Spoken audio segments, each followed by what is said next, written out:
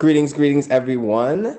Welcome to this next edition of the Stronger Together conversations brought to us by Georgia's AETC as well as Thrive SS. Today we will be speaking about V equals V, viremia equals vulnerability.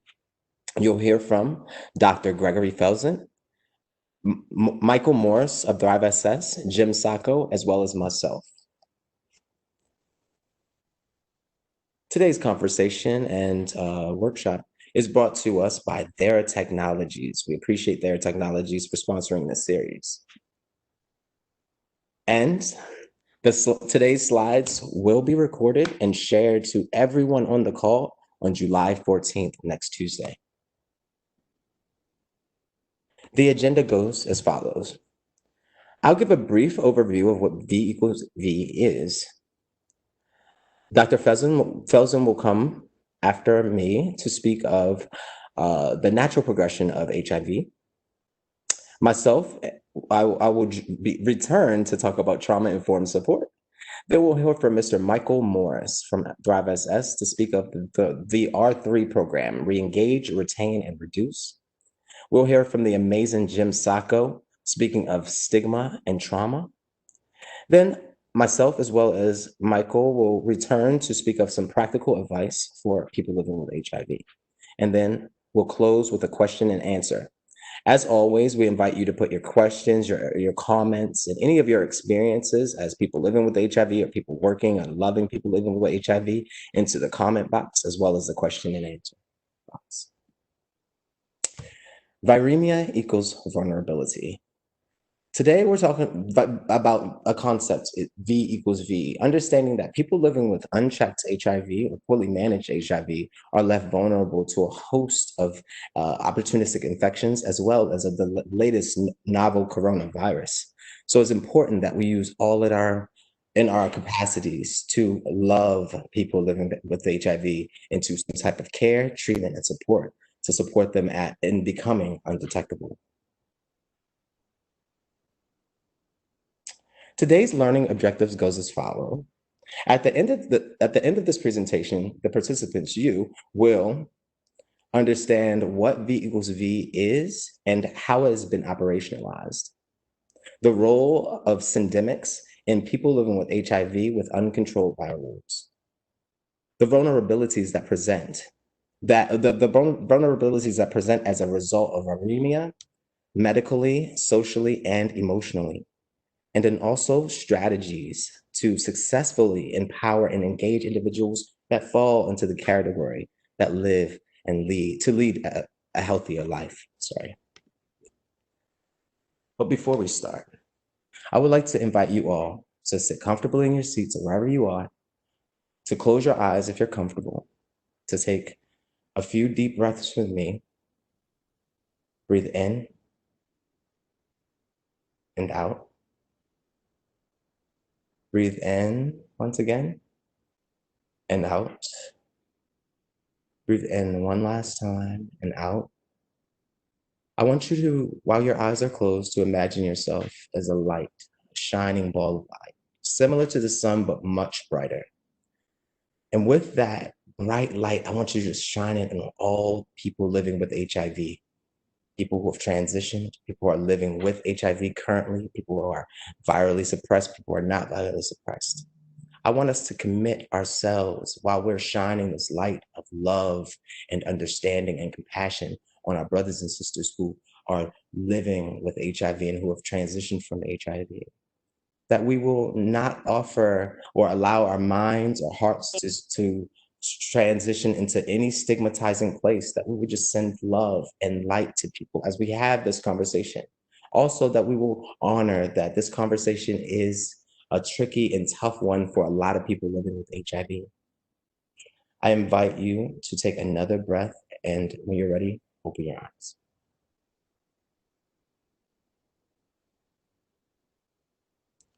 V equals V. Viremia equals vulnerability. Uncontrolled viral loads in people living with HIV can lead to physical, I'm sorry, is someone trying to say something? I'm sorry. Okay. Uncontrolled viral loads in people living with HIV can lead to physical, social, and emotional vulnerabilities. As I said earlier, and not only in this space of COVID-19 are people living with HIV extremely vulnerable to falling extremely ill and being hospitalized and even potentially transitioning.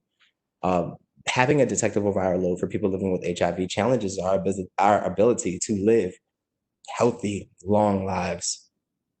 So again, I invite you to use all in your capacity to love and to hold people living with HIV in compassion, because it's not easy. Some people, have a love-hate relationship with their pills. Some people have a hate relationship with their pills. There's a myriad of reasons that people don't reach viral suppression, and we'll discuss those today. Again, if you have any questions or further questions about viremia equals vulnerability, please put them into the chat box. And especially if you're a person who has, some comments or anecdotes related to the subject, please, we invite you to share those as well.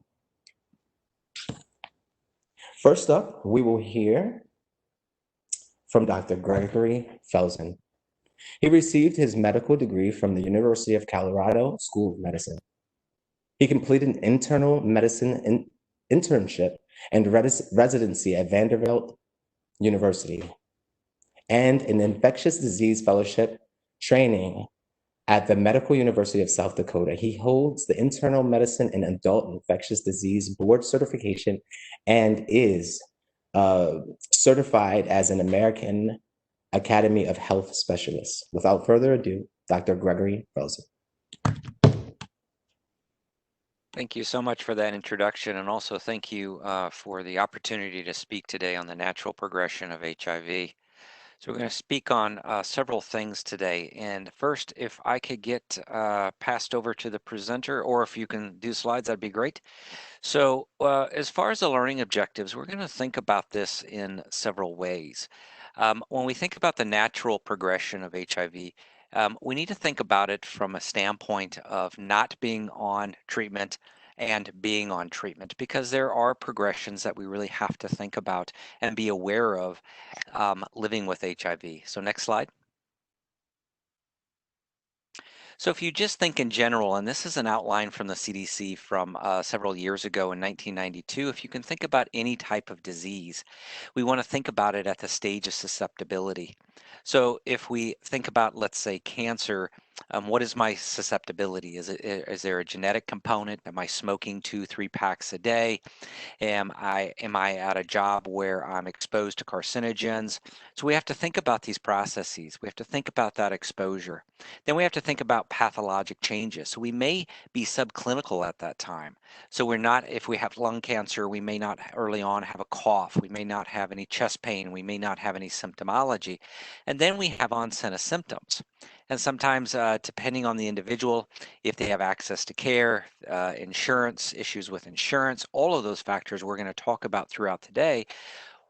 When are they diagnosed for this disease process? And then an individual is typically staged, and then hopefully will they be able to go through therapy, whether that be surgery, chemotherapy, radiation therapy, etc. And then there's a stage of recovery, disability, or death. And I use cancer here as an example. I know we're going to be speaking on HIV here in a second, but to really understand the thinking process when we're thinking about disease processes in the community and for that individual. So I know several individuals have seen this slide before, but to really think about this process, that this is kind of an average of how things progress with individuals living with HIV and then progressing to AIDS. So as you can see early on the left-hand side with exposure to HIV, first there is a significant rise in the viral load, HIV viral load, where individuals can more easily transmit HIV to others. But then there is a delayed immune response. And then what we see is a set point, both with the CD4 count, it does not return to its baseline level. And then we see a set point with the viral load, and that can vary. And we know that if we can diagnose individuals sooner, especially in the acute phase, that viral load set point is much lower, which is many times very important for long-term outcomes. But without, this really shows what happens without therapy. And keep in mind, life is a bell curve. We have individuals, although we always tout that the average progression from diagnosis to an AIDS diagnosis is 8 to 10 years. We have rapid progressors, where that diagnosis may occur in the first few years following diagnosis.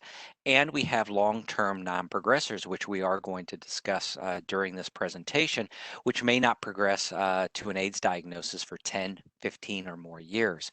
So we really have to think about this process, that there will come a time without treatment that individuals will progress, and we're going to talk about that.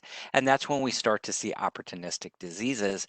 And many times that's when individuals then present to care, because now they're symptomatic, and now they want to be diagnosed with their ailment. And unfortunately, they're being diagnosed with 2 or 3 conditions, including HIV, and possibly at that time with an AIDS diagnosis.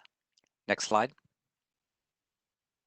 So when you think about stages, one of the things when I talk to individuals is really not to get hung up with an AIDS diagnosis, because I'll have individuals where it really psychologically affects them. So if you look at stage 3, um, an individual may come to you and they have a CD4 count of 198, completely asymptomatic.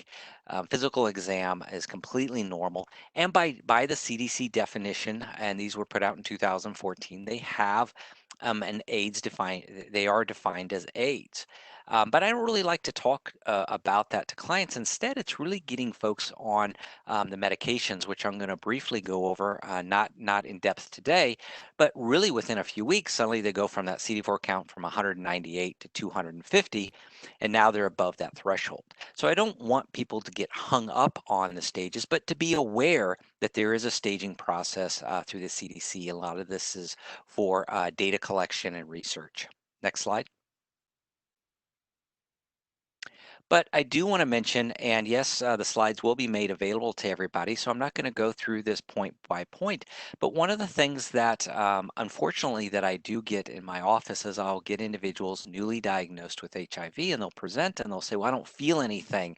Nothing's different. Why should I have to take a pill every day? I'll come back when there is a problem. And unfortunately, I had a young man who was 23, and this was a few years ago, and we tried to get him back into care. 4 years later, he presented. Unfortunately, his family wheeled him in a wheelchair, and he had visceral Kaposi sarcoma to the point he couldn't eat, he couldn't swallow, he was having end organ damage, and unfortunately, he passed away. There was nothing we could do. Um, and we do continue to see those cases.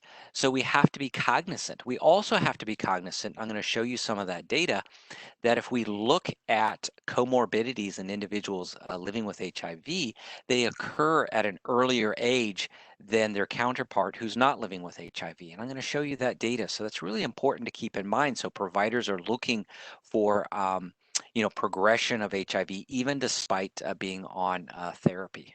So next slide. So if we look at elite controllers, and one of the things that I'll get a lot is, well, I'm virally suppressed, not on treatment. Why should I have to start taking a pill every day? And in the DHHS guidelines and the IAS USA guidelines, there's this big question mark. How do we approach individuals that have obviously genetics and immune system, et cetera, that's able to keep the HIV in check? Do we start people on therapy? But if you look on the right side of this slide, there's a couple of things that we really want to think about. There is limited data, but the START and Temprano trials really looked at ART, or antiretroviral therapy, is beneficial at all CD4 counts. And there's still ongoing HIV replication, albeit in the elite controllers extremely low. So one of the recommendations currently in the guidelines, I think this will probably change with some data that I show you down the road, is eventually the CD4 count will begin to decline. And the current guidelines will talk about, well, if we see a declining CD4 count, that's when we're going to go ahead and start ARV therapy. But we have to keep in mind that there's still evidence of high immune activation. It does decline with ARVs, even in the arena of elite controllers. So we want that immune activation to be as low as possible. Otherwise, we can start to see end organ damage. And I'm going to show you some studies on that. It's also been shown that individuals are hospitalized more often for cardiovascular disease and respiratory disease if not taking antiretroviral therapy. So we really want to think about this process. Um, and really talk to the individual living with HIV and have this open discussion. And what I would recommend on the left-hand side, the Venn diagram that you see here, for this population, what's really going on? Why is there a subset of individuals that don't progress? And if you look in the bottom right, I would really read, if you're interested, the second reference there. It was published in 2020, so this year, that really goes into the detail of cellular immunity, other immune aspects, HLA alleles, genetics, um, other aspects of fitness. Why do these individuals not progress, and could there be an underlying cure here? So that's really the interesting question from that study. So I definitely, if you're interested, read that second resource that I have there on the bottom right. Next slide. So really what I do, even with the elite controllers that I take care of, really have those discussions that what we really want to do is decrease that immune activation. And that therapy has gotten much more simplistic, fewer drug-drug interactions, especially as you see on the top of the slide. This is the most up-to-date guidelines. They came out December of 2019 that they have removed as far as the preferred or recommended is the boosting agents. So the ritonavir, the cobicistat, because we have a lot of drug-drug interactions associated with those medications, and many of these are one pill once a day regimens. So it really has simplified the regimens. I've been caring for individuals living with HIV since 1992, and remember, worst case scenario, an individual walking out, coming into the office taking 0 pills a day and walking out taking 56 pills a day due to the pill burden that existed at that time and with high side effects. So really having these discussions. So if you're somebody or you're taking care of somebody that's taking 2 or 3 pills a day and they're virally suppressed, to move past that old teaching that we all had, if it ain't broke, don't fix it, you're virally suppressed, but really to sit down and say, okay, you're on something like uh, TDF, FTC, efavirenz, I'll use the trade name Atripla. Are you having problems with this medications? Are there side effects? Yes, I can't sleep, or I've changed my job. Now I'm doing shift work. It's interfering um, with my work. Um, Even though you're virally suppressed, it's that time to really look at previous mutations, previous resistance, and think about switching. That's the number one reason why we switch this day and age is for simplification, because they may be tired of, if they're on 2 or 3 pills a day, um, they may be ready just for a one pill once a day regimen to really have those open conversations. Next slide. And I'm not going to go in depth about follow up, but I do want to mention a couple of things because I do get these phone calls. I have, or my partner has insurance and they're seeing a provider and they go in and get labs once a year. And then once a year they go in for labs and a provider visit. Why do I have to come so often to your clinic?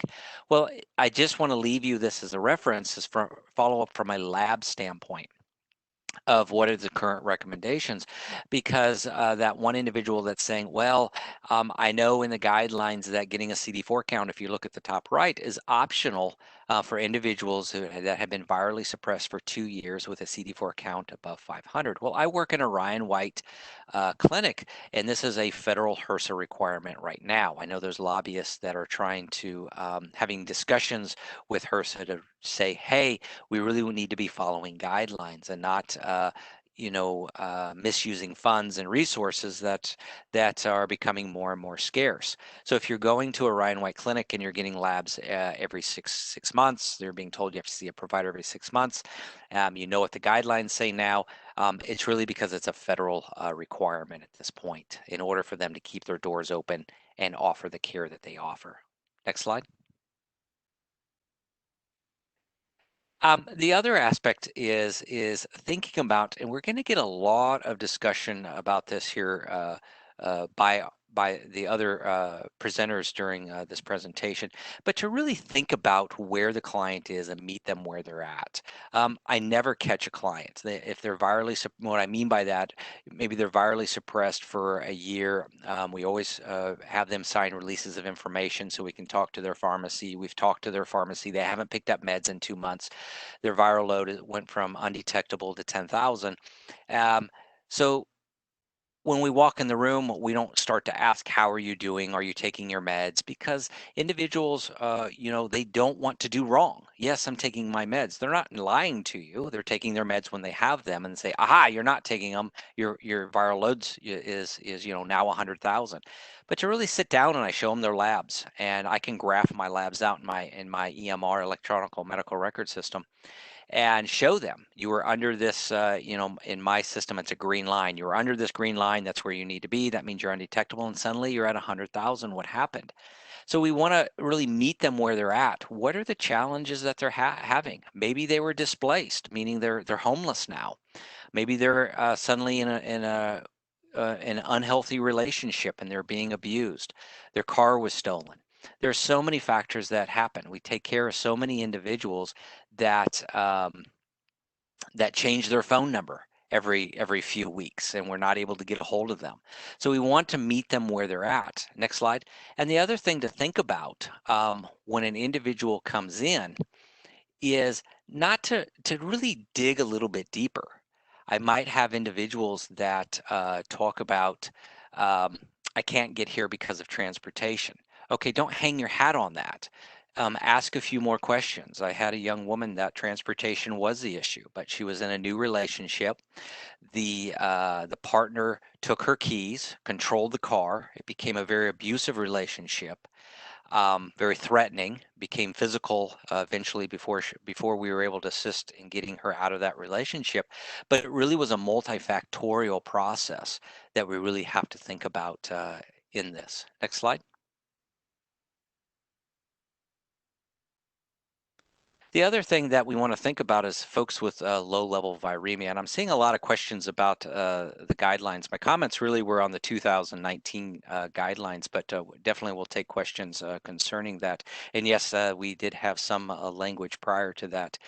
But currently in the 2019 DHHS guidelines, it talks about individuals with low-level viremia, meaning that they're not less than 40 or 20 or whichever your lab shows, but they're less than 200, and really monitoring these individuals. But this was an abstract, and I want to thank Dr. Cash for supplying this. So I want to acknowledge their efforts in combining this paper down to a single slide, that individuals with that low-level viremia, 50 to 199, we still saw increased risk of mortality and serious non-AIDS events.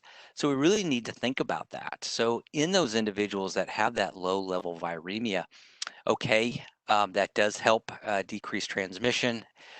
Some folks have made comment about U equals U. If I'm undetectable, I'm not going to transmit HIV. That's correct. There's strong data on that, and we fully support that.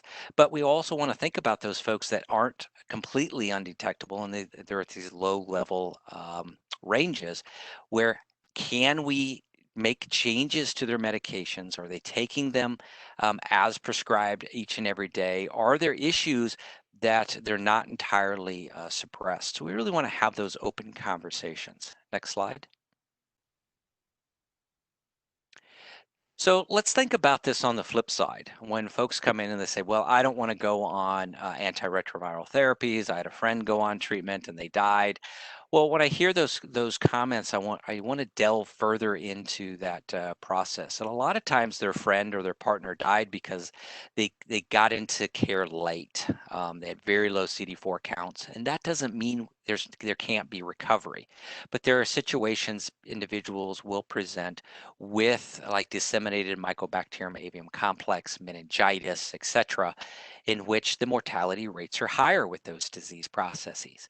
But if we take an individual who's 21 years of age and they're newly diagnosed with HIV, and they take their counterpart who's also 21, not diagnosed with HIV, you can see here that the life expectancy gap has significantly decreased from 2000 to 2016, where you have a 22-year gap to a 9-year gap. I'm going to show you that this gap is even closer as long as we can make the diagnosis sooner and start ARVs sooner. But the other thing we have to think about is the comorbidity. Go back to that other slide.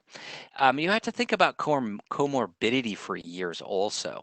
So in general, if we take someone who's 21 years of age, diagnosed with HIV, by the time they're 36, they start to see comorbidities compared to 52 for their counterpart who is HIV negative. So we want to keep that in mind, and providers need to be cognizant that we can still see comorbidities develop despite good adherence and being virally suppressed. Next slide. So if you look at the comorbidity-free life expectancy, there have been significant improvements. And I'm sorry the slide's a little bit difficult to read, but that gap has decreased when we think about diabetes, free of cancer, free of cardiovascular disease. And we've had some improvement with chronic liver disease, kidney disease, and chronic lung disease.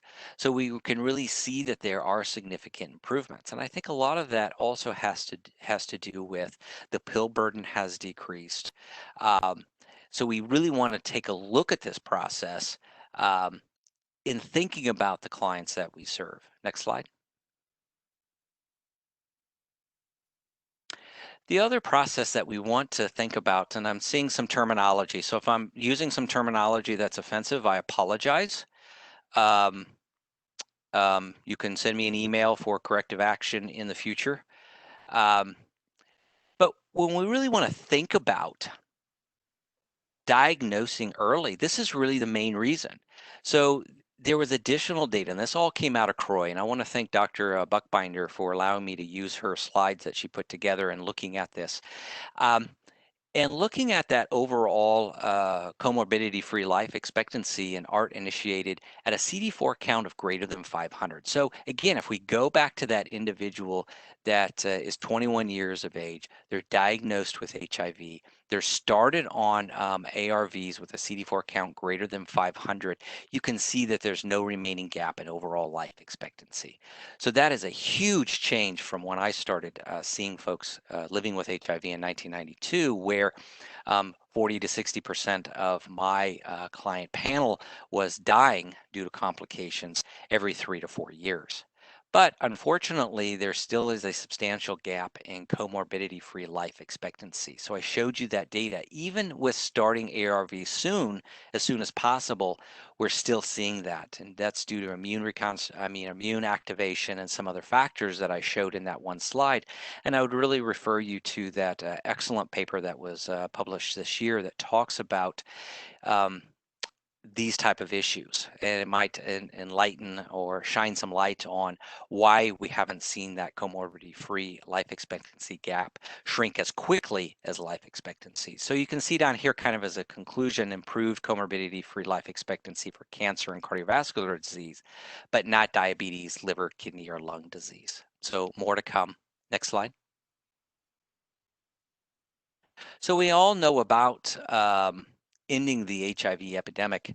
And I'm not going to go through this step by step, but keeping in mind, where do you live? Where is the funding going? So here in Georgia, Georgia was selected as one of the states, but not the entire state, despite being number one in rates per 100,000 for 2016, 17, and 18 for new diagnoses. So they chose the four counties with the largest number of individuals newly diagnosed with HIV.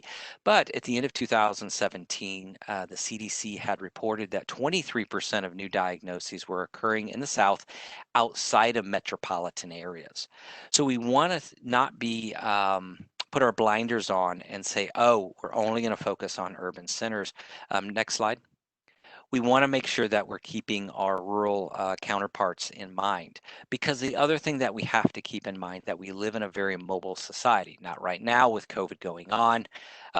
This is a little different time, but once we move past this, we have a lot of rural areas that have easy access to metropolitan areas, and they are spending the weekend going to concerts, shows, sporting events, visiting family, friends in these large centers, going to, like here in Atlanta, we have Pride every year. So they're going to these events and participating. And there is potential for exposure. So we have to think about where our clients are spending their time when they have free time. Next slide. So we also want to look into the future. Could there be an HIV vaccine? That's the possibility. But we don't want to entirely hang our hat on this. So we have to keep in mind we have disease processes such as like hepatitis B, where we continue to have new diagnoses, yet we have had a vaccine for years. But this can be definitely a part of the solution of ending the epidemic. There's always HIV breakthroughs, the possibility of a cure. There have been 3 documented or accepted individuals cured since the beginning of the epidemic. That's the Berlin patients, recently the London and the Dusseldorf patients. And I'm not going to go into detail of the specifics of this. They've tried to repeat these under research conditions and unfortunately have been unsuccessful. But these are great starting points to really think about, could we possibly have a cure in the near future? Next slide. So thank you so much, and I'm sure we're going to be taking questions at the end of this conversation. So I appreciate the time. Awesome. Thank you, Dr. Felsen. We're going to take a 90-second break. Remember to put all of your questions, any of your insights, and everything like that into the chat box, as well as the question and answer box, and we'll be back in 90 seconds. Enjoy this music.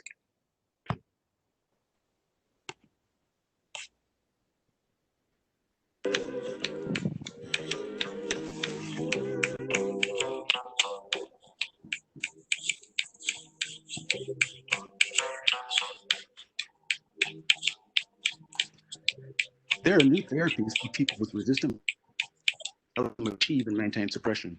You are your best advocate. Ask questions. Know your results. Make sure you're heard. Your life experiences.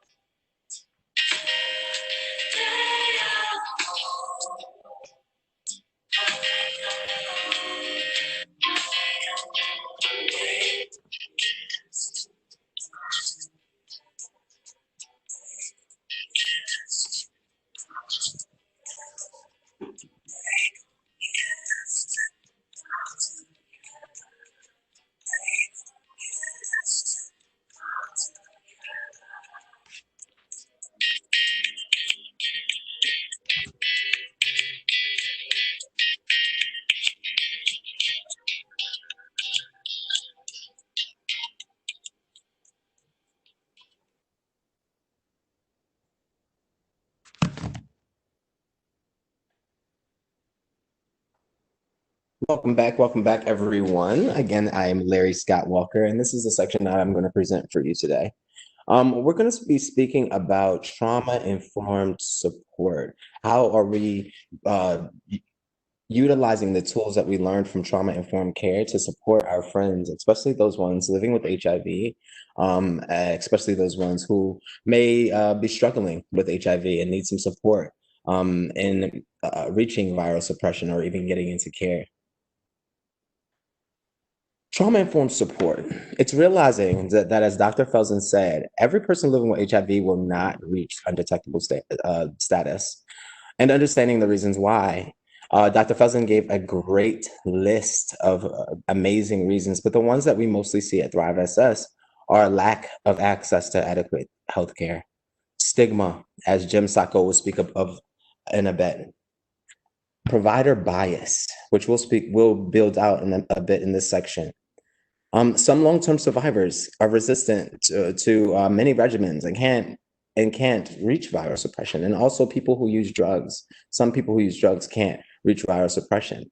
It's important for us to work and to do our best as advocates and people living with HIV and people loving people living with HIV to eradicate viral load stigma because it's real and it keeps people from the care that they need. And we do that by creating brave spaces, spaces that allow for people to express and show up any way they are. How to foster self-love and HIV acceptance. See, at Thrive, we don't center stigma. Of course, as people living with HIV and Black people living in this country, we've interfaced with many different varying stigmas. But I've been taught and I've been raised to believe that we don't center what we don't want. We center what we do want. Self-love and HIV acceptance is what we need to challenge stigma. So how do we foster that?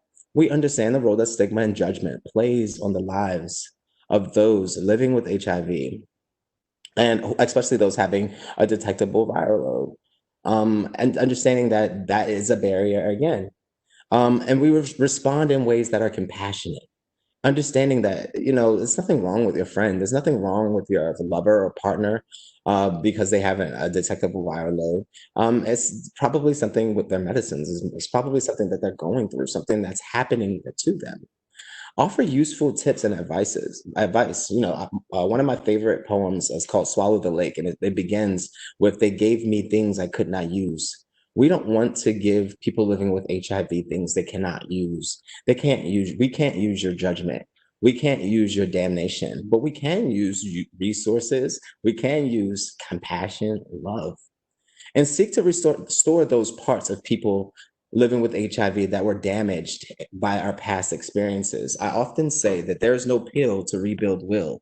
We can take our antiretrovirals every day, but those pills will not put together the piece of me that fell apart when I was rejected by my partner, or when my family, told me that I could only eat out of one plate because they were afraid that they too would get HIV. We must use our love and our light as in the beginning to heal people living with HIV. Recommendations on how to be a trauma-informed supporter. Don't judge. Even if you're not living with HIV, you know how it feels to be unfairly judged for a thing that's happening to you because of your reality looking different than other people's. People assume that it should. Don't judge your friends or other people living with HIV. Listen and ask your friends how best they would like for you to help them. Nothing sucks more than having your friends say, confiding in a person and saying, I'm going through whatever, and presenting yourself vulnerable. And a person saying, I know what you need. You need this. You need that. No, stop, breathe, and love your friend enough to ask them, what do you need? How can I best support you in this situation? And oftentimes, it'll be just to listen. Maybe go through the appointment or to the pharmacy with me. But listen to your friends and don't assume anything. Push back on self-stigmatizing statements. As people living with HIV, we can tie a lot of our worth and value to our viral load, or to our ability to take care of ourselves, to our ability to look the part, and as people in general, as we age, a lot of our value and worth is tied to things that are fading. And it's important that when we see our friends or loved ones beating themselves up over things that they cannot control, or just beating themselves up in general, that we push back against that and remind them of their resiliency, remind them of those hundreds, probably thousands of times that they've overcome things within their life. Also, remind them that they are not alone. I often say that, HIV doesn't kill people. I feel like loneliness and stigma, those are the things that kill people. And reminding a person that they're not alone going through a situation like HIV, or even this COVID situation right now, can be the words that actually save their lives. So, meet one of my favorite people in the world. His name is Morris. He was diagnosed in 2006. He struggled with self-love and HIV acceptance. He lost his career. He turned to drugs, and it impeded his ability to adequately take care of himself. Morris gets support. In 2015, Morris joined one of Thrive's peer support networks. In 2016, he participated in the I Thrive Self-Love and HIV Acceptance campaign, where your people living with HIV are paired with other creatives living with HIV to create beautiful campaigns that feature their resiliency. In 2017, Morris became a peer navigator. In 2018, he founded Positive to Positive, which is a health information and dissemination program for people living with HIV, as well as people who are at high risk for contracting HIV. In 2019, y'all, Morris introduced Beyonce and Jay-Z at the GLAAD Awards. And in 2020, Morris has reached undetectable status and is thriving with HIV. I hold the story up of Morris because it's important to understand the effect and impact that support and unconditional love has on the lives of people living with HIV. Cultural humility. Providers, for all of the providers, social workers, doctors, and MPs, and everyone else on the call today, it is important, it is vital that you practice cultural humility. Never talk at people living with HIV, and understand, as I stated earlier, and we'll probably state multiple times on this call today, it's not what's wrong with people living with HIV, it's what's happening to us. Again, listen to your providers, listen to your clients. Seek to balance that power dynamic that exists. As people living with HIV, a lot of times we exist with a lot of shame. And when we come into your office, we feel like you're the boss, and we just have to listen to you. And our lives doesn't really matter. And this is just a space for me to nod and agreement and leave. It's up to you, the provider, to balance that, to balance that imbalance, understanding that empowered patients, empowered people living with HIV, because we're only patients some of the time, empowered people living with HIV do better. We live better, and we empower other people living with HIV. Understand that your clients are experts in their bodies, in their life, in their lived experience, just as you are an expert in medicine. And that partnership is essential. Without that partnership, Morris would never have gotten to the place that he has gotten. I would have never gotten to the place that I am today. It's very essential. And constantly check in and make sure that this practice is sustained. Understand that humility is not a thing that you can just okay, I read a bunch and I listened a bunch and now I'm humble. But humility is a thing that we practice. It's a muscle that we flex on a daily basis to make sure that we're not doing any harm, and to make sure that the people that we love and care for are getting the best out of what we have to offer. Provider bias kills. Now, luckily, it didn't kill my sister Antoinette, who is a 25-year-old vertically transmitted, meaning that she was born with HIV, long-term survivor of with living with HIV. She's an HIV advocate, a social justice warrior, and her provider of the last 3 years didn't listen to her. When she told him her medications weren't working, he assumed that it was something that she was or wasn't doing. He assumed that she wasn't taking her medications or wasn't taking them as she was supposed to because she's young, and he knows best because he's a doctor. She's been living with HIV for 25 years, her whole life, and had been virally suppressed the majority of that time. She hated going to the doctor, as many of us would. If you would hate going to this doctor, put it in the chat box. Let us know. And unfortunately, she lost viral suppression. But Antoinette loses that zero. Thank God. And in 2020, she finds herself a shero in her new provider. Her provider, a woman, asks her questions about her body, her plans for her life, her reality. At her first visit, she asked Antoinette what medication she was on. And she knew that cocktail, her original cocktail that she was on, because she's a long-term survivor, should have never been switched to the newer cocktail, the newer medication. And now in 2020, Antoinette is living undetectably. Disservice providers are what we call them. A disservice provider is a care provider that inadvertently does harm to people living with HIV via their unchecked biases and insensitivities. I must credit my wonderful friend and this co-founder of Thrive Support Services. We're coming up with this term, Daniel Driffin. And the types of things that we experience as people living with HIV, the impact that these service providers have on our lives is that they cause us to want to stop care. They cause us to feel like, well, I don't feel so bad. Maybe I don't have to go back in anymore. I don't want to go through that. I don't want to deal with canceled appointments. I've heard of people living with HIV having their appointments canceled inside of the provider's office because they were 2 minutes late for their appointment, not taking into consideration that this person drove from a whole nother part of town, or worse, caught a bus from a place in town that didn't even have public transportation. That's not compassion. That's not service. That's not care. Long wait times, misgendering patients in the office. Our brothers and sisters and people of gender non-conforming peoples, that is a very key and vital thing to them. We must honor who our clients are and how they are. And it's not up to us to misgender people, our patients. People are paying thousands of dollars to receive this care. Not making patients feel heard, wanted, or respected. Bad care advice, like Antoinette received.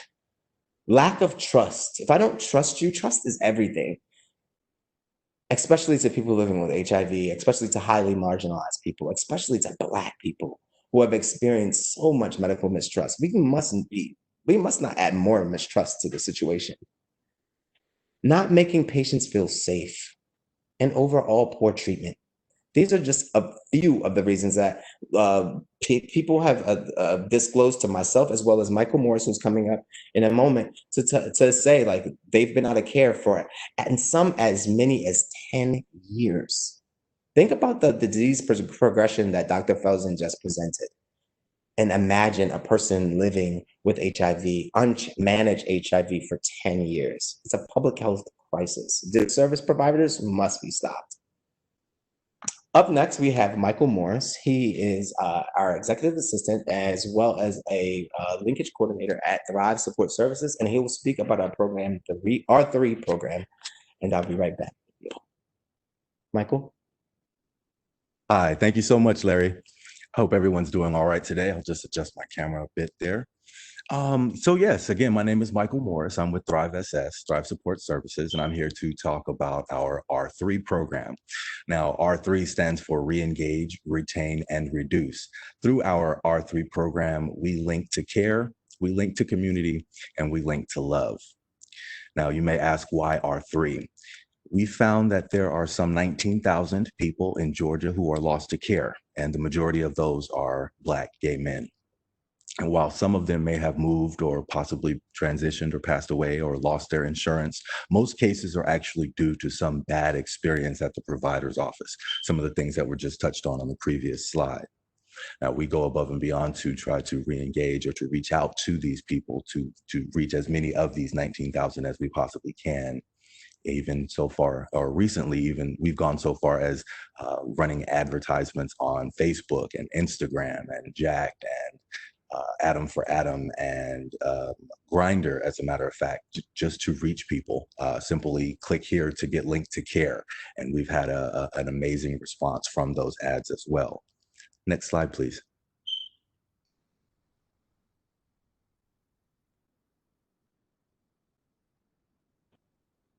Thank you.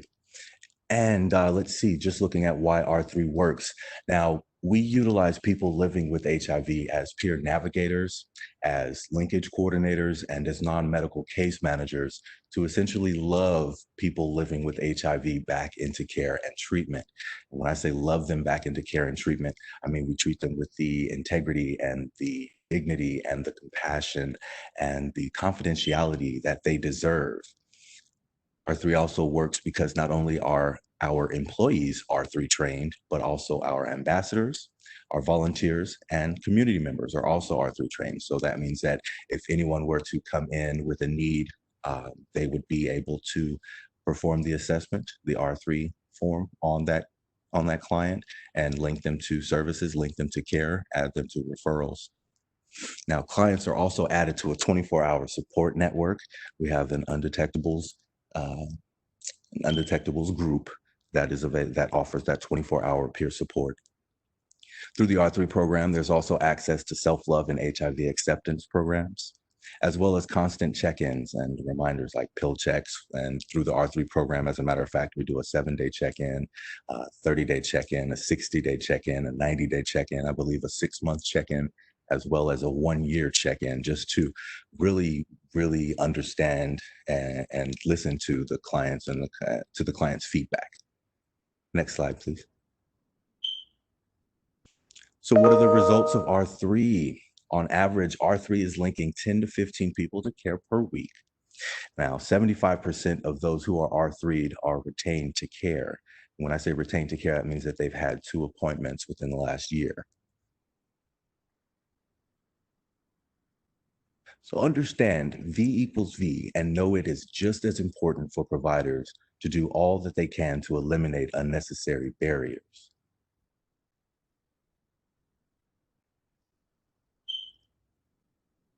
Right. But then also, I'm sorry, I was on mute. I apologize, Michael. But then also understand, as people living with HIV, it's important that we are not backseat drivers in our health. If we're going to reach U equals U or undetectable equals untransmittable status, we must be in the driver's seat. Hold your care teams accountable. Speak up if you don't like something, just like Antoinette did. Yes. And if there's a community advisory board, some way to lend your voice, do it. Nothing about us without us is for us. We must be at the table to hold people accountable and to make sure that those changes that must happen for all of us to thrive with HIV are actually enacted. Absolutely. And call and ask questions. If you're ever curious about something doesn't seem right, something doesn't sit well, or like I said, if you're just curious, call and ask questions. It's your health. Yes. Again, and I will reiterate, ask all the questions. So like if there's a pain in your stomach that happens after you take your medication, if you notice that you're lethargic, if you're not feeling the same, I keep a journal that throughout the 3 months between the time that I see my provider. And when I go, I bring the journal and I don't feel any type of way about it because my provider is there to help me to reach undetectable status. And so to assure that I can live a healthy life. Absolutely. Absolutely. That's a great suggestion. That's great advice. And also communicate any challenges or concerns with your case manager. Your case manager is going to be your best friend. Your case manager is going to be very essential in how you manage your care. Awesome. Thank you, Michael. Yes, thank you. And we hide in public. So you can find us online. Our Facebook fan page is popping. And our emails are our first names at thrivess.org. And again, like we're available 24 hours a day to help to like make sure that people living with HIV have what they need. And thank you for your attention to this section. Up next, we will have Jim Sacco after this 90-second break.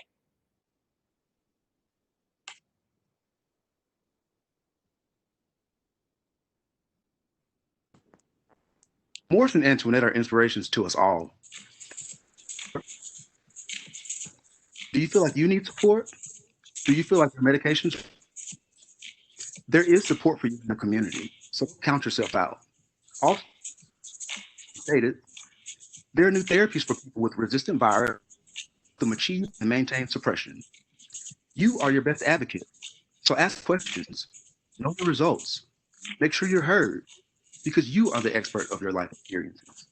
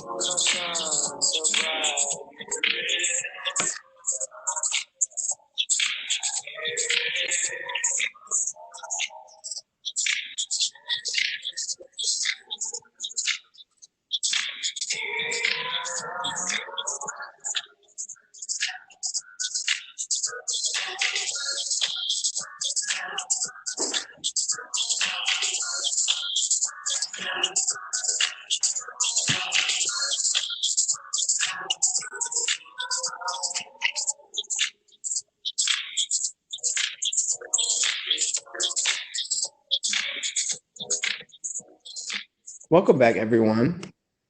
Before we get into Jim's segment, I would like to remind everyone on the call that V equals V is not the antithesis to U equals U. Actually, understanding that V equals V should be the inspiration to get people to aspire to get to undetectable status. Also, V equals V shines a light and of humanity and compassion on the people who will never reach undetectable status, understanding that everybody won't get to experience U equals U, but we can all thrive with HIV. I say that again. We can all thrive with HIV. Up next, we have one of my favorite people. His name is Mr. Jim Sacco. He's a consultant and trainer based in Asheville, North Carolina. His training expertise includes a wide range of social work, mental health work, including topics including communication skills, addiction, sexual health, case management, motivational interviewing. As a clinician, he has provided services in medical, substance abuse, and community-based counseling settings. His previous training clients include the World Health Organizations, the Centers for Disease Control and Prevention, Emory University, Duke University, HIV community-based organizations and state and local health departments throughout the Southeast. Since 1986, Mr. Sacco has provided trainings for more than 50,000 healthcare workers. Without any further ado, Mr. Jim Sacco. Oh, my brother, that is just too much intro. We want to pare that down. Good afternoon, everyone. Thank you for making time. Thanks to all my friends for asking me to be part of this webinar. So I want to move forward. If you give me the next slide, I want to move us forward and move backwards at the same time. Larry did a beautiful job of talking about trauma, and we've mentioned the term stigma. And as we sort of drill down and think about the needs of people who are having difficulty staying in care, staying on medication, being virally suppressed.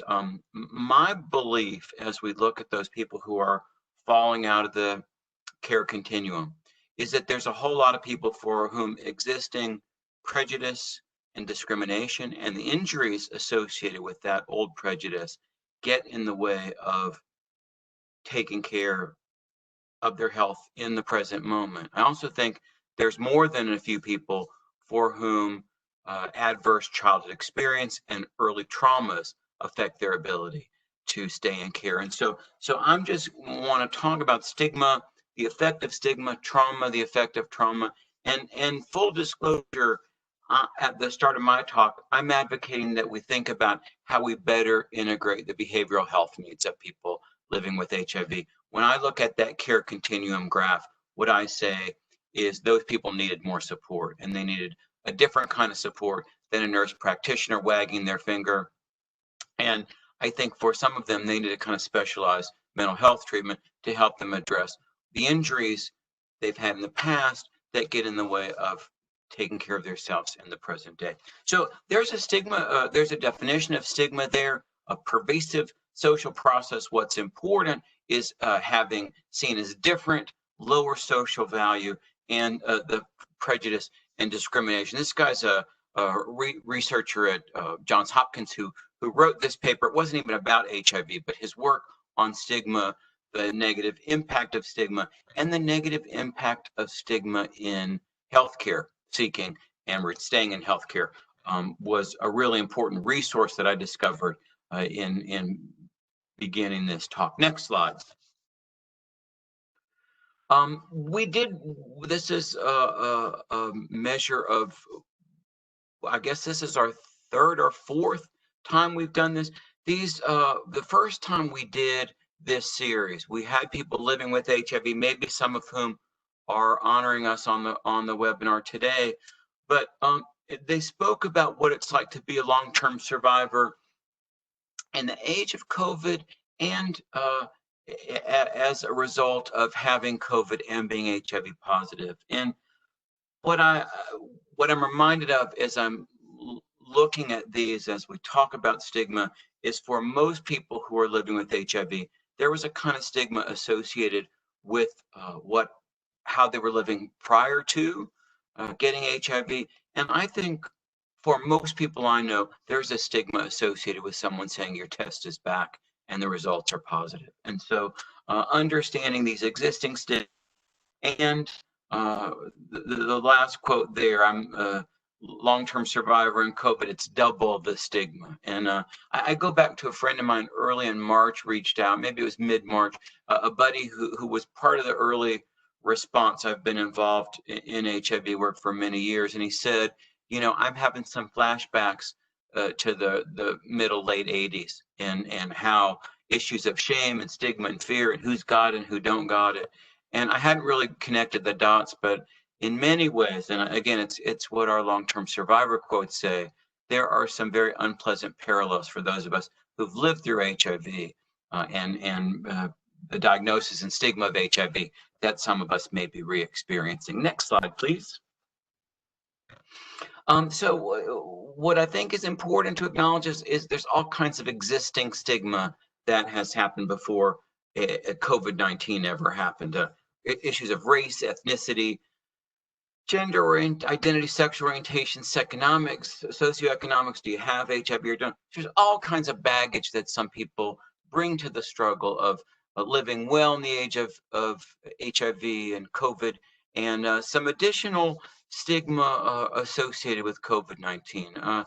I think one of the ugliest things I can think of is how, because of the early incidence of COVID-19 in Asia, there's a bias towards Asians, towards Asian Americans. I have a buddy, I'll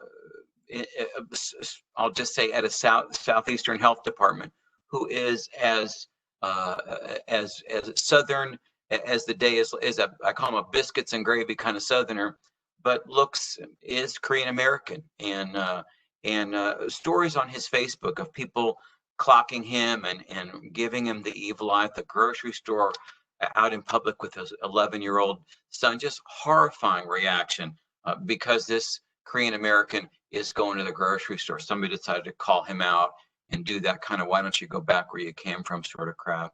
But there's something about urban Americans, you know, back in the, oh, you from New York City, or you big city people bringing us COVID. I think that's changing, certainly if we look at current epi in Arizona and the rural South, but there was this sort of, oh, these city people got it. There's stigma about our people wearing their mask or not wearing their mask, or, you know, again, the corollary to HIV, did you do something wrong because you got COVID-19? And again, one of the ways people have asked me, why is HIV different than cancer or leukemia? I said, well, when you come down with leukemia, nobody says, girl, what did you do to get it, right? And this whole sort of, did you take risks? I think the other enormously troubling things, we talk about social determinants of health, is the poor outcomes for people of color. We know that Latinx Americans, African Americans are not doing as well after contracting COVID-19. Stigma of being an essential worker, who got a check, what kind of check you got, are you unemployed? There's all layers as COVID enters our new reality of additional stigma on top of, again, these early stigma and potentially flashbacks to early HIV, or what it was like to be diagnosed with HIV. Next slide. I think what's important as we talk about homophobia and transphobia is everybody just, if you would, just sit with what it's like. There's a definition of transphobia. What I'm really curious about is what's it been like for trans persons that you care about. If anybody, 5 or 6, 8 or 10, in the chat box, I'm asking you, how is transphobia? I can give you an academic definition, but why don't you talk about the impact on the lives of clients or friends? What has happened to people you care about, people you've worked with? What's it like to have experienced transphobia? I'm looking for a couple comments. Again, there's your definition: attitudes, antagonistic, prejudice, discrimination. But what I'm really interested in, if you could go in the chat box, anybody want to talk about how a friend or someone you love, or if you're willing to talk about your own experience, what's it like, and how does transphobia affect people's day-to-day lives? Anybody want to share in the chat box anything about what they know based on people they care about. Dehumanizing, not being trusted to understand your own identity. Beautiful. Naomi, thank you. Dehumanizing, not being trusted. Anybody else? Your experience of transphobia, what's it been like? How has it affected your day-to-day life? I'm going to take one more comment, two more comments. If you've known someone, oh, right, the sort of pathologizing, you've got some sort of mental disorder. We're still not done with that. Last comment, now I'm going to say, Larry, could you move the slide? Any other comment about the experience?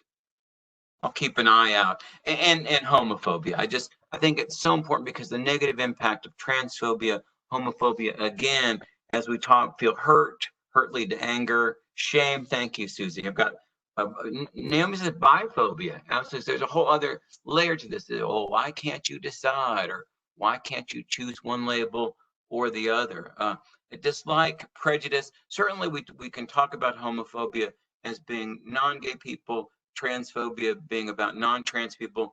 And I think the ugly truth is we also have to talk about transphobia among trans individuals, among other same gender loving individuals, and always dislike, prejudice, and all the negative impact.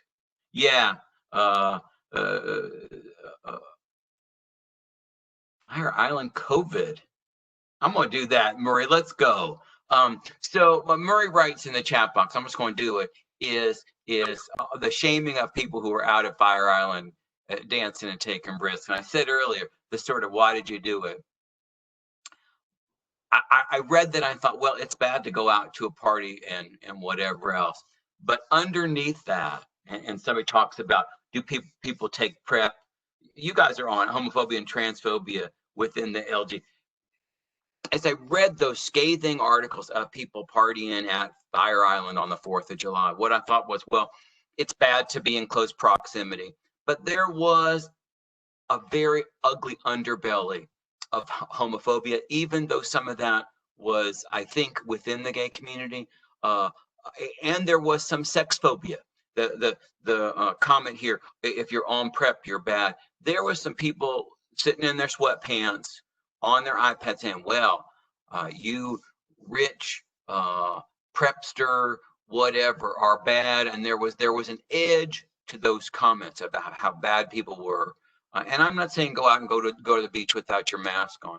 I'm just saying the virulence of that criticism of those people who made a mistake, being closer than whatever else, who, because we're all tired of COVID. But I think, again, if we really think about what was going on as people lambasted those people who made a public health mistake, there was a kind of homophobia. And again, that whole sort of PrEP equals bad and you're prepped up. And I think there was some sex phobia, Larry's pet peeve to talk about that underlies. Yeah, exactly. Darius calls it out, homophobia, transphobia within the LGBTQ community. That's what we're talking about. Just an edge to that, as people say, those bad people should know better. Thank you. Next slide. So what happens as a result of internalizing homophobia? Again, many of you live with this, certainly have loved and cared about people, but all this junk, this bad feeling about self, having been told by the church or your people or all the jokes and other things that the gender non-conforming and same gender loving people put up with, the idea that I begin to be damaged and that I take those beliefs in, I take that junk in, and I start to see that about myself. The construct here of internalized transphobia, homophobia, is it's a culture reacting to that stigma, but then I take it on and I start to believe these things about myself. It affects my view of myself. Next slide. What I said a minute ago that's also really important is we layer that stigma on top of existing childhood trauma. Larry did a beautiful job of inviting us to think about being trauma informed. What I think is compelling is, for some time, I think people that I know in the field of HIV care have talked about a higher prevalence of trauma than we'd see in the general population. Years ago, I was working at Aid Atlanta, working with some people at Aid Atlanta, a large CBO in Atlanta, and we had two case managers who had a pretty savvy background. They said, "Man, I know I'm seeing a lot of trauma survivors here, and just whatever else." And they wrote a paper. Gosh, it probably was the late '80s, and I didn't see it go anywhere. Fast forward probably 15 years, a woman named Kate Witten at Duke decided to really drill down and say how much trauma is here, and based on, I want to say this is a couple thousand HIV patients in clinics around the Southeast. So it says most of the Southeast. Kate Witten at Duke University did this research, and what she found was 30. She talked about abuse and neglect, and what she found was about a third of people in that HIV clinic reported sexual abuse history, much higher than we'd see in the general population. About 30% of male consumers, about almost 40% of female consumers, about 48% physical abuse, a whole bunch with childhood sexual abuse. 53% reported 3 or more adverse childhood experiences, traumatic events, and at least more than 90% reported at least one type of trauma. If we overlay this with the experience of trans consumers, I promise you those numbers are at least double, if not worse. The amount of trauma that most trans persons have experienced and survived is overwhelming. So again, as we start to think about who's not able to be virally suppressed, some of that may be biology, some of that may be lack of social support. I'm going to stand up and say, I think some of that is my existing trauma is not being treated. And if that's not treated, my view of myself, my view of the world, my ability to partner, there's a question earlier about trust with providers. Certainly we can look at people of color and logical distrust. If this many people in an HIV clinic have also had sexual, physical, other childhood injury that I'm bringing, and you're not sensitive to that, I think your ability to make partnership with me, again, when I think about who doesn't come back for their appointment, I'm thinking if we'd screened for and responded to some of these behavioral health needs, we could have engaged that person and kept them in care. Next slide.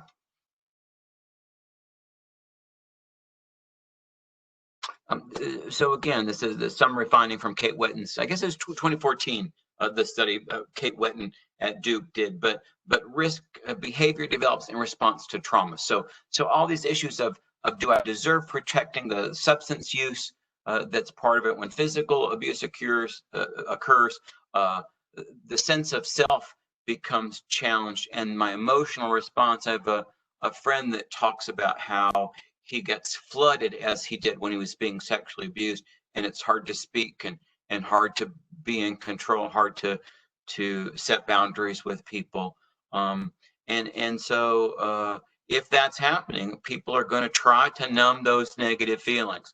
And so it's the events that happen, my psychological damage as a result of that, the re-triggering of those memories or the unpleasant emotion. And of course, it makes sense if I have unpleasant emotions, I'm going to turn to something to make it feel better. For me, my drug of choice is chips and salsa. For some folks, substance use is a common coping strategy, whatever you do to change your feeling. And again, if I'm impaired by substances, my ability, again, I think the risk because of childhood injury is related to the substance use and my ability to defend myself and protect myself. Next slide. Again, what happens to my concept of myself? What do I say about myself? And all the ways in which these things start to affect not only my day-to-day functioning, but do I deserve to be virally suppressed? Do I deserve to be in care? Is my life worth living? If you think about where we go with these negative messages, it's not hard to say, maybe I don't deserve, or maybe the future doesn't look at, maybe I can't feel hopefulness. You know, the rah-rah of the medical case manager, you're going to do great and your life is going to be rosy. If I've had all this injury and any of this talk is going on in my head, here's another crazy person in a lab coat with cheerleader pom-poms that doesn't feel true to me. And again, will have to earn my trust, and I'll have to be gently guided to believe that's true. Next slide, please. So in the age of COVID-19, what do we expect to be experiencing? I'm experiencing almost all those on the left side at various points. And I find even on a given day, I used to say, are you having a good day or not good day? I can have a good morning and I can catch a news story at lunch and bum out. I can pull up the online newspaper and start to drift down again into a mood. So my mood through the day is up and down, but I can say almost yes. And I've had some kind of scratchy throat for months and it's driving me crazy. It's mostly fine. It's not a big deal, but it'll come and go. Oh, this is, am I the only one? Oh, this is it. I'm sure this is it. It's the big one. I'm so tired of this damn COVID, y'all. Next slide. So what we know, again, that's what's going on with COVID. And these are things that people living with a history of trauma have, the sort of re-experiencing of the traumatic event and all the physiology that goes along, the avoidance of those things, trying to numb the response, the hyper arousal, the vigilance. And so you think about how in this very anxious, uncertain time of COVID, and I've had this negative history, part of why we're having this conversation now is if it's that hard to stay on my medication and get to all my appointments and do my thing before there was a COVID, if I've got this untreated emotional stuff underneath this and all this COVID stuff, it's a miracle if I can get out of bed in the morning. And yes, no wonder if I got some pot, I'm going to smoke it. And if somebody's stupid enough to leave some Xanax around my house, I'm going to eat it. And you bet if I can get something to snort or whatever else to change the way I feel, you bet I'm going to do it, because who'd want to feel all this junk, right? Next slide. This is a guy at University of California, San Francisco, did a lot of work early in the epidemic on stigma and HIV. And I want to get to some questions, so I don't want to take a lot of time, but just the idea that I've got HIV, I've had all this other stigma, my sexual orientation, my identity, my gender, my race, my socioeconomics.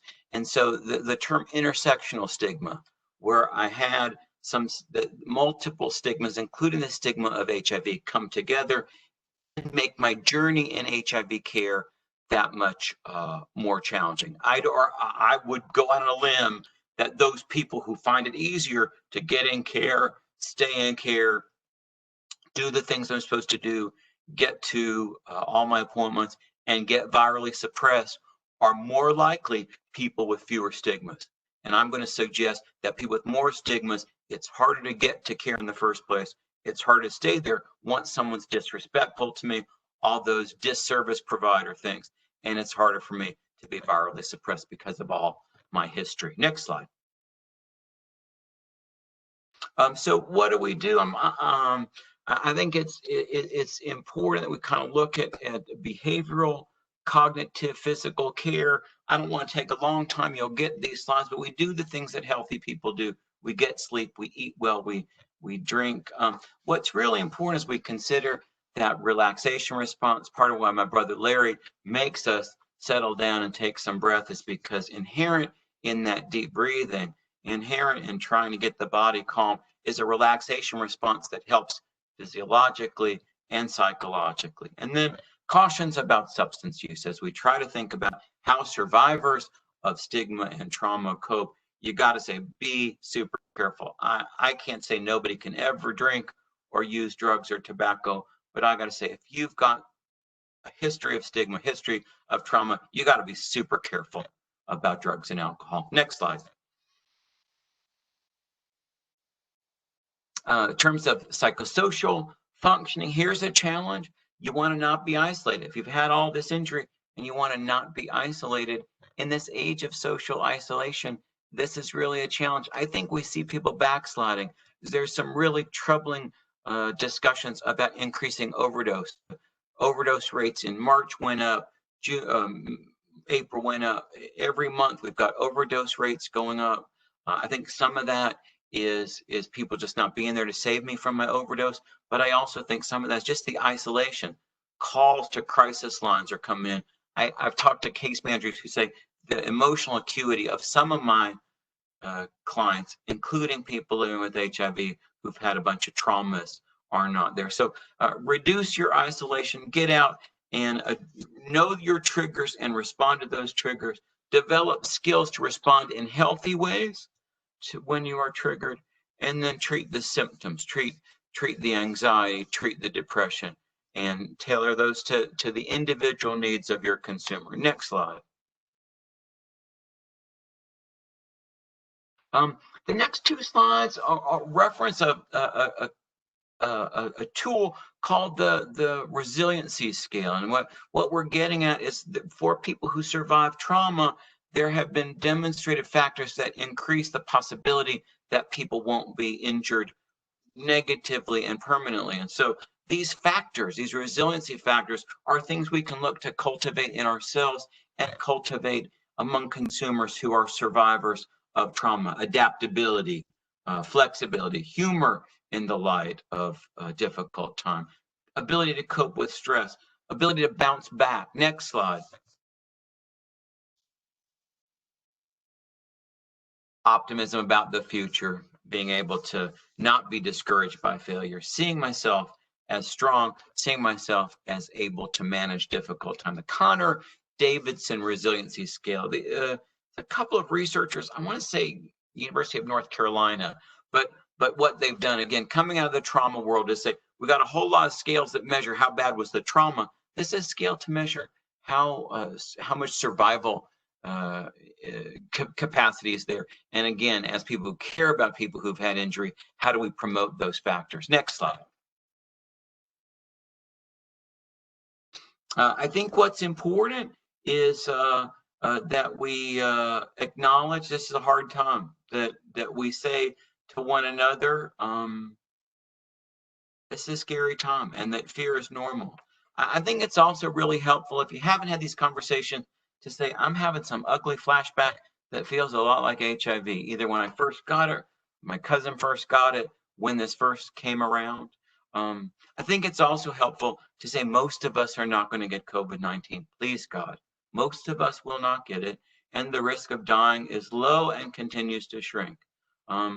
I think most importantly, these messages about deserving to be protected. Reach out to somebody and say, we're all scared. There's a lot of old junk that may come up. You deserve protecting.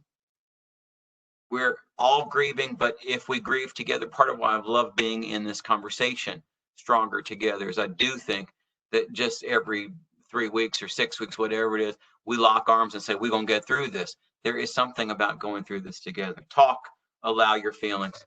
And a little Gloria Gaynor quote to wrap up. You will survive. Anyway, time for Larry to wrap up. Thank you so much, Jim, for that section. I think that you bring up a lot of very important things for us to note about the impact that stigma has on the lives of all of us, especially people living with HIV. Here's a bit of practical advice for people living with HIV. Know what's going on inside of your body. Know your viral load. If you don't know what a viral load, a CD4 count is, then there's some more work that needs to be done. But if you leave your doctor's office and you have questions regarding not only your viral load, but your glucose, your blood pressure, if you don't know those things, your doctor is there to take care of your whole person. You are not just a person living with HIV. You are a whole person. So ask those questions. Talk to your provider. I know that sometimes we can have the inclination to want to seem like we're doing everything. Providers like, did you use condoms every time? And we're just like, yes, even if it's not the case, because we feel like we're pandering to what they want to hear. That's not a helpful posture, everybody. Like, to be honest with your providers. They can only help you and assist you to getting, addressing the things that they know that are happening. Again, if you have that pain in your stomach, if you keep that journal, then you can, share that with your doctor and you can work on that. Track your viral load and your CD4 count for yourself. Several of my members have attested to, noticing after the fact dips in their viral load and CD4 count, and their care team didn't hold it up as a thing that should concern them. And so they didn't know about it until they looked. Track this stuff for yourself. Let's not leave it up to anyone else to prioritize our care. know your care team. Keep their names and numbers in your phone. I'm very chummy with my provider. I will text him. I ask him all the questions. Again, know them. Have that relationship with them. Again, it's just beneficial to have a close partnership with your care team, because then they would likely know more about you, but then they also know that you're not a passive participant. So if they ever lapse in their care, if there's ever lapses in your care or bad treatment, they know that you're gonna be that squeaky wheel to get those results. Your case manager, as Mike said earlier, your case manager is your bestie. That is Judith. That is your Judy right there. You know, if you can't get an appointment, if you can't get in, if you lose your insurance, don't just leave care. Don't just drop out of care. You know, talk to your case manager. That's your advocate. And if you don't have a relationship with your case manager, I like to say to my members, girlfriend that girl on up. You know, make that your Judy. Make that the person. You give them, espouse them to the point so that they care about your health just as much as you do. Keep your lists of your emergency contacts not only in your phone but also in your wallet or someplace on you, just in case something happens. And many of us don't, you know, memorize numbers anymore. So if you're not able to memorize it, yeah, just definitely keep it in your phone, on your person, and on your person network. And don't leave care if you lose insurance again. Like I just said, you know, there are programs that can help you. It's not worth your health to just, you know, take it upon yourself to assume like, hey, you know, I don't have insurance anymore, then that means I have to, you know, quit my care or quit going to this place that I love. There are many for-profit medical providers that will work with people who lost their insurance, and that's a thing that you don't know until you express it to somebody like your case manager. Also, programs like HSCP help you to retain your health insurance, your same health insurance, should you lose your job. So definitely talk to that case manager as well as your care team to make sure that they know of any changes in your life. And never leave your visit with questions. So many people and work, you know, will come into the network and ask the questions that they should have asked their provider, ask their doctor specifically. If you have a question, sit there and ask that question. Let's stop, you know, let's cut out trying to accommodate our providers. You know, I don't want to ask them, I don't want to, no, you're a person living with HIV, you deserve quality care, period. And when you're in that space, you're the Beyonce. You have the center stage. Ask all of your questions. Never leave with questions. And again, you're the boss. And if your provider if you don't like your provider makes you feel weird, makes you feel judged, makes you feel any negative feeling, or you're just not comfortable with the provider, change them. There's not any rule that states that you can only see one person to manage your healthcare. And think about it like this: the next time you get that EOB, especially for people who have insurance, or even if you don't, doctors and people in medical professions get paid a lot of money. Make them earn that money. Make them earn that money. And if you don't like them, you can always change. As Jim said earlier, and I'll say again, be good to yourself. Oh, I'm sorry. There's also a resistance discussion tool right here that we're going to disseminate after the call.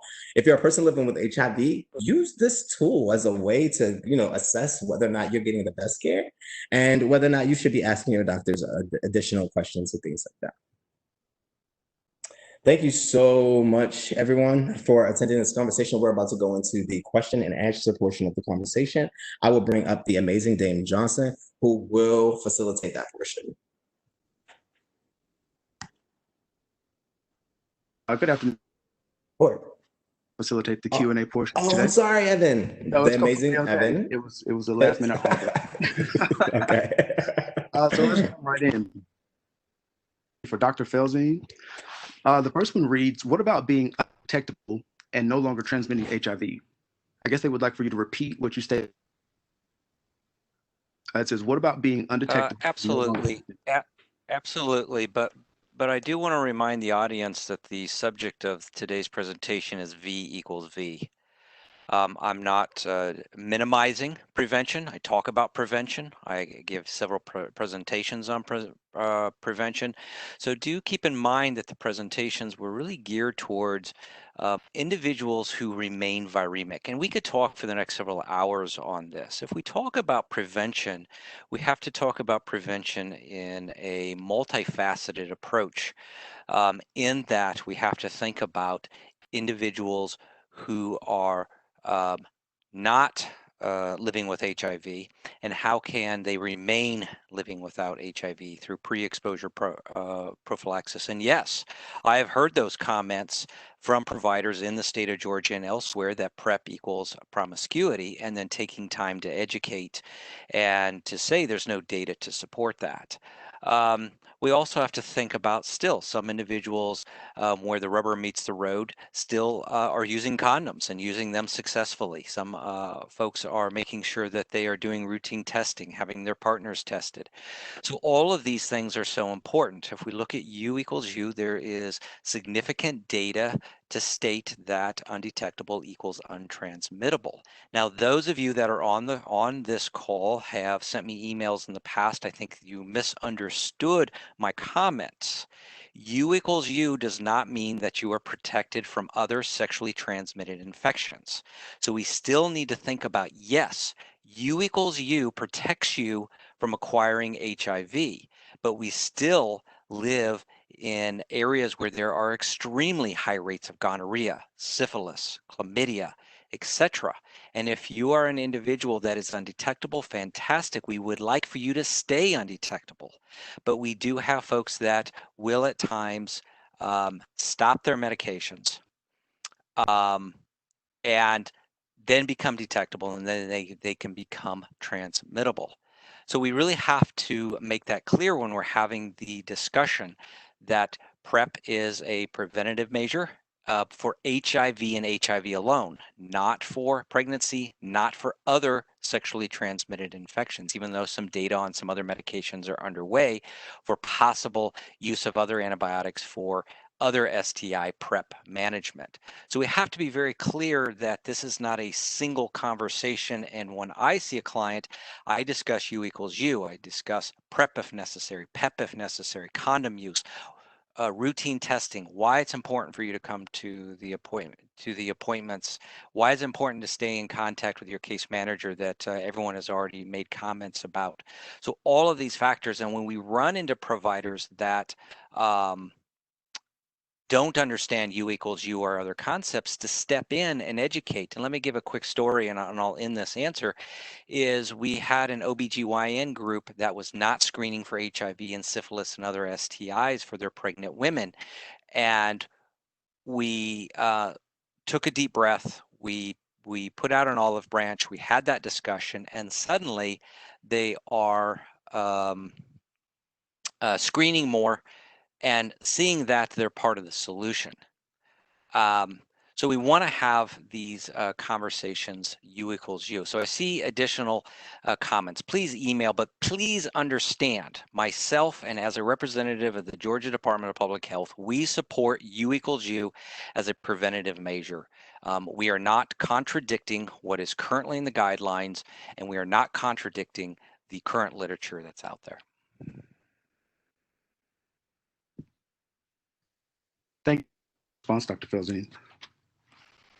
There are a couple more on here for you. Let's see. Someone would like for you to recommend a requirement for repeating CD4 counts per FQHC. Right. So that slide, and you'll have access to that slide, will talk about when CD4 counts are required per guideline. So if you're seeing a private practitioner, then they should be following the guidelines, meaning that if I'm virally suppressed for 2 years, have remained adherent with my regimen, and my CD4 count is above 500, then CD4 count becomes optional. Meaning if I come in with symptoms, if I'm concerned that I might have progression, I'll get a CD4 count. It's optional at that point. But I work in Ryan White Part B clinics and several clinics that are also funded through C&D, and the HRSA requirements are, in order to continue ADAP services, AIDS Drug Assistance Program, of obtaining a CD4 and viral load every 6 months. That is a HRSA federal requirement. So in order to remain funded, we have to follow those requirements. And some of you might say, well, that's not what the guidelines say. Well, that's what I just stated. That's not what the guidelines stated. And there are lobbyists speaking to HRSA from a cost saving standpoint, from a guideline standpoint, to say we should not be creating, and you think of it as a barrier of having people come in unnecessarily for labs that are not necessary because they've remained undetectable for 2 years and they're meeting the guidelines. So we have to keep that in mind where you are receiving your care. So that's why I had that slide, and really, as touted by the rest of the speakers, speak up if you don't understand why something is happening, why you're getting labs more often than you think, why you're coming in more often than you think. Ask them, do you receive grant money? Is this part of that grant? Why am I coming in so often? Can we spread that out? I'm taking my meds like I'm supposed to. I'm undetectable. So we really want to think about that process and really empower ourselves to ask those questions. Thank you for that. The next question reads, how do you reach those who are disproportionately affected in Georgia? That is a really challenging question to answer in the sense that you're correct, because we have to go back to the other speakers. We have to think about stigma and discrimination, disclosure, meaning that I might have easy access to, let's say, a Ryan White HIV clinic that is 3 blocks from my home, but I know 3 people that work there. So I don't want to go into that facility. Yes, there's HIPAA, there's those type of things, but in small towns, we know small towns talk. I grew up in a very small town and understand rural healthcare, and that's all I do is rural healthcare. I do not do urban healthcare. So I understand that aspect, and we found that a large proportion of individuals will drive out of a district, and that might be an hour drive, 2-hour drive to access care. So that's one challenge. And then accessing specialists. So Georgia has one of the strongest telehealth networks in the country, trying to expand that, enhance that. If we can look at silver linings, one of the silver linings of COVID that's going on right now is the expansion of the use of telehealth, and that has really helped access to individuals. We also were the first public health agency to be part of Project ECHO in hoping to offer a community and training to providers in rural areas so they don't feel isolated. They can present patients, they can ask questions, so that there's not a delay in that individual receiving the best care possible. But saying that also, I've had people say, well, why can't, if you have all this telemedicine and telehealth, why can't we get Emory and the urban centers to just see all the patients across the state? Well, the majority of urban providers are not HIV providers 100% of the time. They might be in that clinic, 1 day, 1.5 days a week, but the rest of the time they have other duties and they're not able to, because of time constraints and other duties, to take on those additional challenges.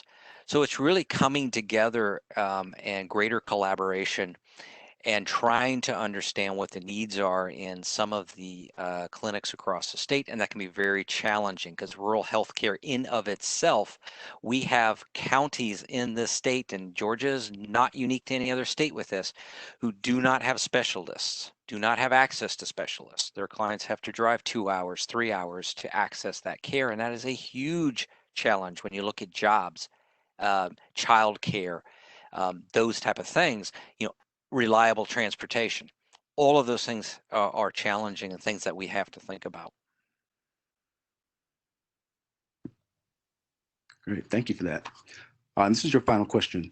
Given the importance of addressing viremia, why do so many clinics in Georgia fall short of getting patients engaged? Allow this, and how can we improve? Yeah, another challenging question, and I think it's another perfect question. And trying to make sure that every clinic in this state has providers every day has been a challenge. Again, going back to a couple of things. if we look at engaging providers and saying we need providers in rural communities can be challenging. Unless you grew up rural, most urban providers that offer rural health care, they find it very challenging for themselves, for their families. They go back to urban centers. So that's a challenge. That's why we're really looking at ECHO. That's why we're really looking at expanding telehealth services. The other thing is to understand what care engagement or linkage is. So we found out, and this was a couple of years ago, that there were some clinics in the state in rural areas that thought, I don't know how they came up with this, but we've done some education. Oh, that individual who's, let's say, newly diagnosed or transferring care has to see a prescribing provider. And we debunked that and did some education to say, no, that is not correct. We all remember the artist initiative and other initiatives to say, if someone's newly diagnosed, let's say they're being seen by OBGYN, they do a point of care test, they're positive, most of the clinics will try to get that individual in within 24 to 36 hours. And when I say get in, I'm not saying see a prescribing provider necessarily. At least come in, get lab work, meet your case manager, start the process. The worst thing we can do is, oh, we don't have an appointment for 12 weeks, 8 weeks, whatever that is, because a large percentage of individuals will drop out of care before even getting in care. They won't even get to that first appointment. But if they see that clinic is really interested in their care, can you come this afternoon? Can you come tomorrow or 2 days from now? What works for you? At least to get in to see the nurse educator, to see the lab person, to see the case manager. I think this is what's extremely important of getting into care and having that access. Great, thank you. These next questions are going to be for Michael and Larry. With people of color, it's the mistrust of providers. How can that change? I'll take the first stab at that. I believe we have to honor that the problem isn't with the people of color, most specifically Black and Latino people. The problem has been with medical systems that have abused them. So I believe, and I'll restate that I feel that culture humility on the part of the provider is the first step. Making people feel of all ethnic backgrounds and makeups feel comfortable and safe, but then also honoring the painful history that a lot of people in our country have swimming within their DNA via epigenetics, because they've heard something that happened to a person, because something happened to a person in their family, because something happened to them. Understanding that every experience that a person, a patient of any kind experiences at the provider's office either leads to either a good experience or a bad experience, and that the bad experiences at the provider offices are often re-triggering and traumatizing. So it starts with the provider, the whole provider team, not just the doctor, but like the people, administrative people, the COO, everybody, making the office, making it clear via the office as well as the services that we receive when we come to your office that not only is this a safe place to get care, but this is a safe space to exist as who I am, so. Will, Thank you.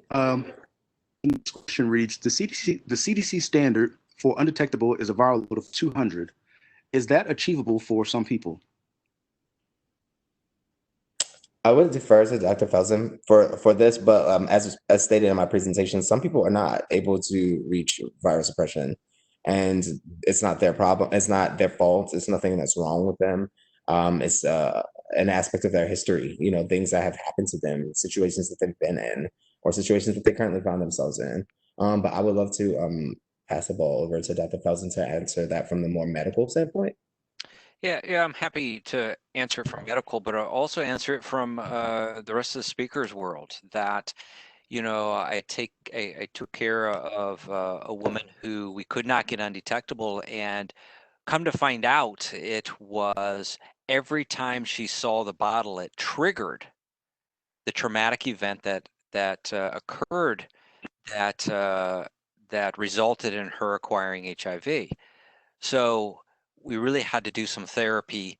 And once we were able to overcome that, or she was able to overcome this, she was able to take the medications and become undetectable. But it is a very small percentage compared to what we saw 20 years ago when we didn't have a lot of ARVs available to us. When I came on the scene in 1992, I mean, we had really limited medications, high pill burden, and it was never really it was really the fault of the medications and what we had available of getting people to a viral suppression.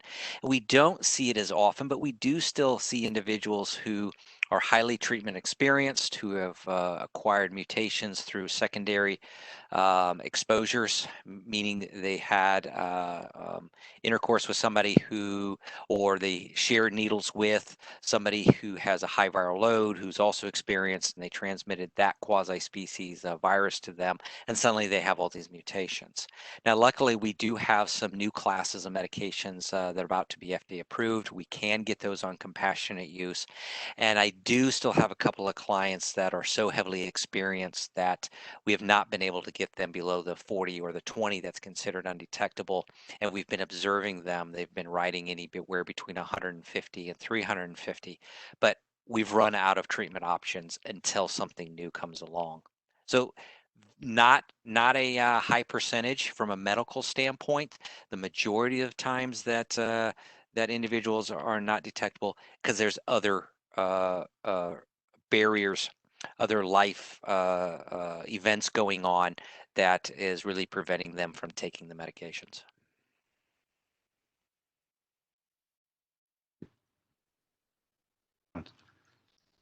This last question is actually from Michael.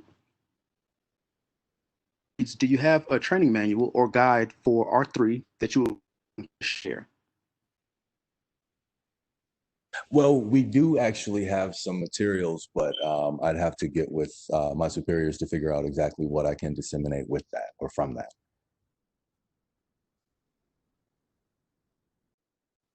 Okay, thank you.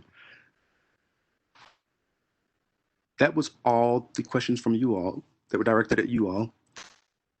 Jim, and Jim, I actually sent the question to you. It's rather long, so I'm going to read it. Just bear with me. So it reads, do you just say the goal is for all people living with HIV to achieve sustained viral suppression, or that an additional goal needs to be to convey to all people living with HIV and the public generally that sustained viral suppression prevents sexual transmission of HIV? Well, my goal is for people to live the healthiest life they can. What I just heard Dr. Felsing saying is because of viral resistance, there's a small percent of people who are never going to get there. So I guess from my perspective, the goals are interrelated. I think I want people to be virally suppressed, or as close to virally suppressed as they can, because I want people to live a long time. I want people that have HIV that I care about to have a long life free of complications. And in the age of COVID, I want them to not be more vulnerable to COVID. And so my hope is that they'll be doing that to protect their own health. And yeah, my hope is as we, get clearer that being undetectable means not being able to transmit, that I think, yeah, the other benefit of them, people I care about, having wonderful sex lives and knowing that regardless of what sexual choices they and their partners make, that transmission of HIV is not a worry, not a possibility if they're undetectable. I think it's a win-win. So I want people to live well and be healthy and not get opportunistic illnesses and not get COVID. And I want them to have the benefit of the freedom of knowing that they're unlikely or unable to transmit to their sexual partners, depending on how low the viral load is.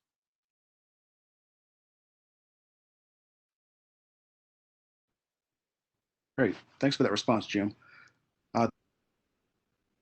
To a close. Thank you all. Handing it back. Awesome. Thank you so much, Evan. And thank you for everyone who attended this Stronger Together session. We really enjoy bringing this information to you as my personal passion and as the other people on the call as well, to champion for people living with HIV.